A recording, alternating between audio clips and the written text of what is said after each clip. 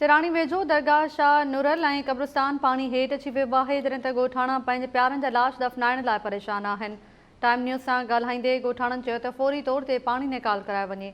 Report कयो आहे शाहनवाज़ चावड़ो।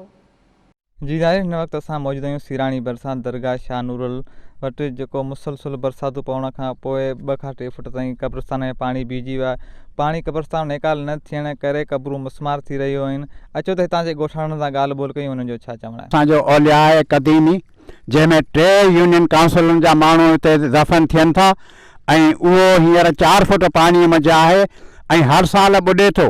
हींअर त तमामु घणो पाणी आहे ऐं इन जो असांखे निकाल कराए ॾिनो वञे, जीअं असीं उते जनाज़ा रखी सघूं ऐं उन्हनि जे क़बरनि जी कुझु करे सघूं। हींअर जेके अॻूणियूं क़बरूं हुयूं से सफ़ा मिली मेट थी वियूं आहिनि, उन्हनि जो को बि निशान न रहियो आहे।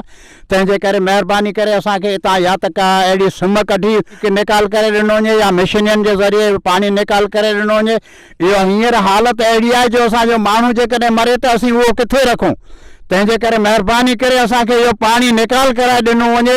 हिते 10 वली आहिनि जेके सभु ॿुॾा पिया आहिनि।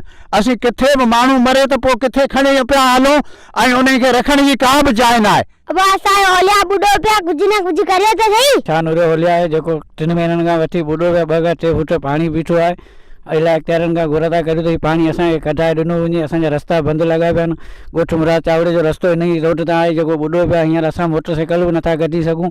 हिते ॿियारे दिल्ली औलिया मंझि ॻोठ था वञूं, वरी अची वञे ॾाढी ॾुखी आहे। क़ब्रिस्तान ॿुॾी वियो आहे, सफ़ा ॿुॾो पियो आहे। महीने 1.5 खां वठी जीअं बरसाति हली आहे तीअं हले पई।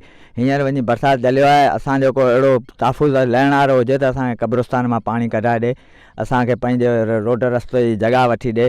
हितां असां मटे नथा सघूं। क़ब्रिस्तान असांजो जेको सो ॿुॾी वियो आहे। असांजो हीउ क़ब्रिस्तान पुराणो कंहिं वक़्त खां अचे पियो, हर साल ईअं ॿुॾे थो, पर हर साल पाणी कढाइण वारो केरु बि हिते कोन्हे। जी नाज़रीन, तव्हां हितां जे ॻोठाणनि जी ॻाल्हि ॿोल ॿुधी, हुननि जो चवणु आहे त क़ब्रिस्तान में पाणी हुअण करे भर पासे जा ॻोठनि में कोई थिए थी त तदफ़ीन लाइ परेशान हूंदा आहियूं, किथे तदफ़ीन करियूं। हिननि जो चवणु आहे त क़ब्रिस्तान मां पाणी निकाल कराए ॾिनो वञे, जीअं त असीं तदफ़ीन करे सघूं। कैमरामैन यासीन हुसैन सां गॾु शाहनवाज़ चावड़ो, टाइम न्यूज़ सिराणी।